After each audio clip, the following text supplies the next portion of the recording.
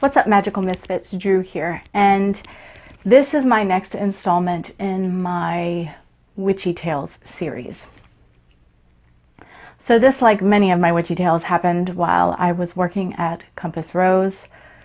We would have lots of readers come in, so they could be tarot readers or oracle card readers. We had mediums, we had just intuits, people who just went on intuition, some that worked with guides or angels, and we even had one whose main thing was psychometry, touching objects and getting information based on that.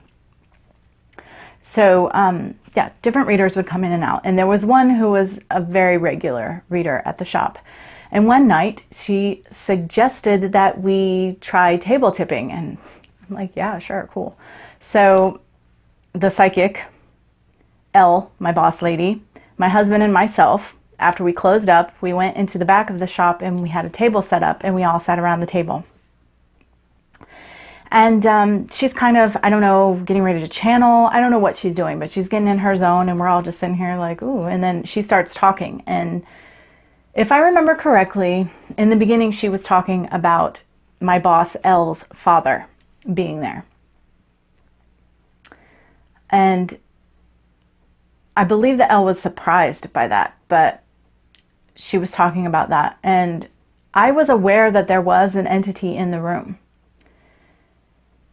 I don't even know what's really supposed to happen during table tipping. I guess the table is supposed to move.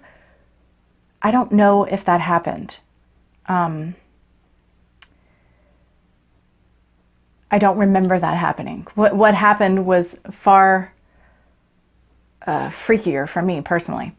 So I was aware that there was someone present and that it was male, but that was about it. And then she started talking, and I don't know if she was still referring to it as Elle's father or if she thought it was someone else at this point, but she began talking about how this person was not a nice person and really didn't appreciate women. And I think that's when, I think she was still equating it to Elle's father, and Elle was like, that's not my dad at all. No. I could be confusing this part of it. I will definitely get everything from this point on straight, because my senses went into high alert and the whole thing was weird, to say the least. So she's talking, whatever she's saying, I'm not even paying it. This is the problem. I'm not even really paying attention to her, because this entity, this energy that's in the room I was so aware of it. It was palpable. It was so, and I could even see him to an extent. He was heavier set, not fat, but heavier, large, girthy, husky.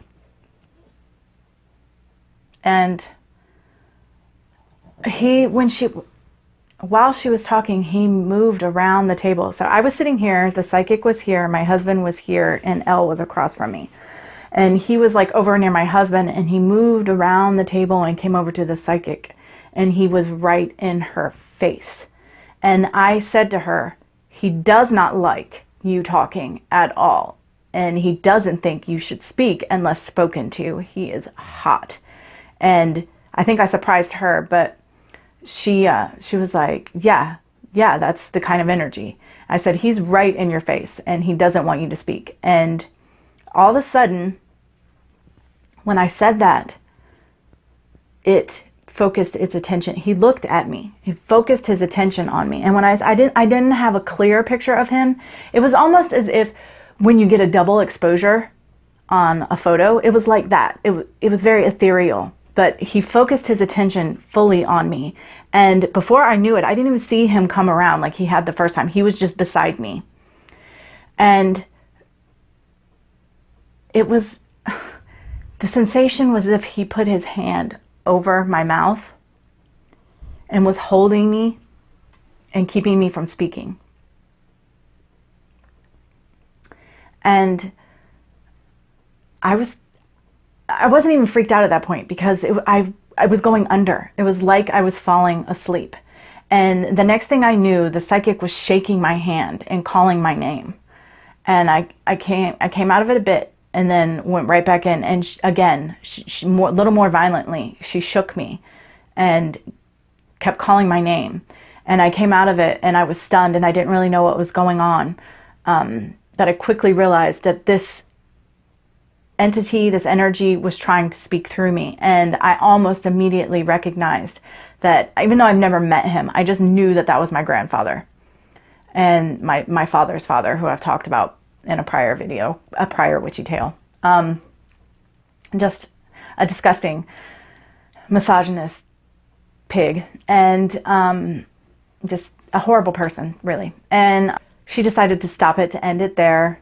It had gotten freaky enough for everybody. But that was one of the stranger things that has happened to me. I really feel like he was trying to, it would be like channeling, but somewhere in between possession and channeling is what it felt like it would be. I don't really know, but yeah, I haven't tried table tipping since. And honestly, ever since that incident, I've always been really curious, because I didn't want to channel. I was really uncomfortable with the idea of channeling, of someone using me that way, another energy or entity. But I've always been really fascinated to know what would have happened had she not pulled me out of it. So I don't know if I'm ever going to go anywhere with that, but I want it to be in a safe environment with people I trusted. So who knows? Anyway, that's my experience of table tipping. I'm curious, have any of you had any similar experiences? If you have, I would love to hear about them. If anybody on YouTube wants to do a video response, that would be cool. As always, thanks for listening, and until next time, much love and gratitude.